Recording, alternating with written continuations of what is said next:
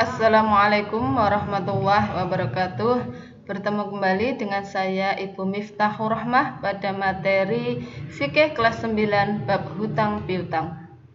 Kita awali dengan bacaan basmalah. Bismillahirrahmanirrahim. Semoga materi hari ini bermanfaat bagi kita semuanya. Amin.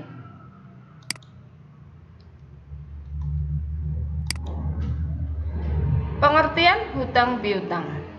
Pengertian hutang piutang adalah memberikan sesuatu kepada orang lain dengan perjanjian ia akan mengembalikan sejumlah yang diterima dalam jangka waktu tertentu.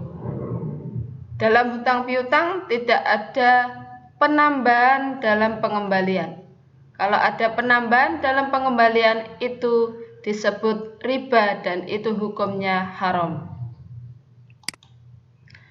Dalam bahasa Arab disebut dengan wadi'ah. Adapun rukun pinjam-meminjam adalah peminjam, orang yang meminjami, barang yang dipinjam, kesepakatan waktu pengembalian. Adapun hukum pinjam-meminjam adalah sunnah bagi yang meminjami, mubah bagi yang meminjam.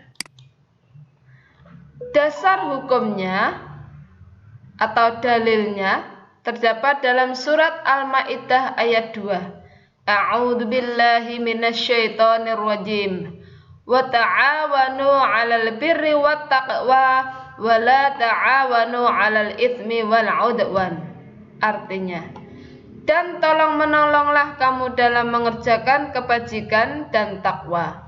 Dan jangan tolong menolong dalam berbuat dosa dan permusuhan. Dalil yang berubah hadis. Sesungguhnya Nabi Muhammad SAW bersabda, tidaklah seorang muslim memberi pinjaman kepada orang lain 2 kali, kecuali seperti sedekahnya yang pertama.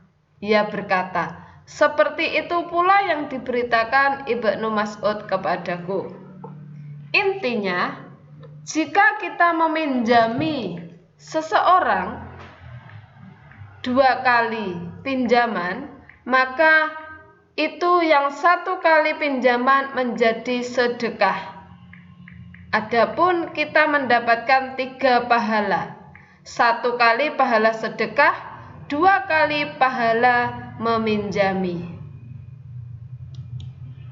Hadis yang lain dari Abu Hurairah radhiyallahu an, Nabi sallallahu alaihi wasallam bersabda, barang siapa yang melepaskan 1 kesusahan seorang mukmin, pasti Allah akan melepaskan darinya 1 kesusahan pada hari kiamat. Barang siapa yang menjadikan mudah urusan orang lain, pasti Allah akan memudahkannya di dunia dan di akhirat. Kita tahu susahnya di akhirat tuh berapa kali lipat susahnya di dunia.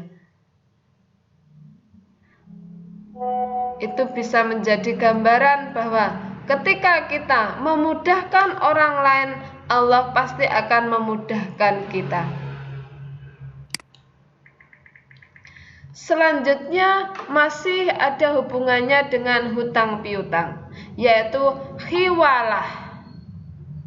Khiwalah artinya pengalian hutang seseorang kepada pihak orang lain. Hukumnya adalah boleh, asalkan ada kesepakatan atau persetujuan dari pihak yang terkait. Jadi ketika kita mengalihkan hutang seseorang kepada orang lain, dan orang lain mempunyai hutang kepada orang yang lainnya lagi, ini boleh. Contohnya, Budi meminjam uang 50.000 kepada Andi.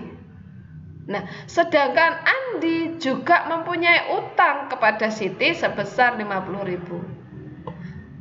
Akhirnya, sesuai kesepakatan, Budi mau mengembalikan pinjamannya besok. Akhirnya Andi bilang kepada Siti bahwa besok hutangnya akan dikembalikan Budi, dan itu atas persetujuan Budi. Sehingga Budi akan mengembalikan uang 50.000 langsung kepada Siti, tidak melalui Andi. Nah, ini namanya khiwalah. Dasar hukumnya sesuai dengan hadis, bagi orang yang mampu, melalaikan hutang adalah suatu yang terlarang. Jika salah seorang di antara kamu memindahkan utangnya kepada orang lain, hendaklah diterima pemindahannya selama orang tersebut mampu untuk menyaurnya. Menyaurnya pembayarannya. Nah, pelajaran yang bisa kita terapkan, jika kita tergolong orang mampu untuk meminjami, maka pinjamilah temanmu yang membutuhkan. Jika mereka belum mampu mengembalikan sesuai perjanjian, maka berilah kelonggaran sampai ia mengembalikan. Nah, ini bagi orang yang meminjami.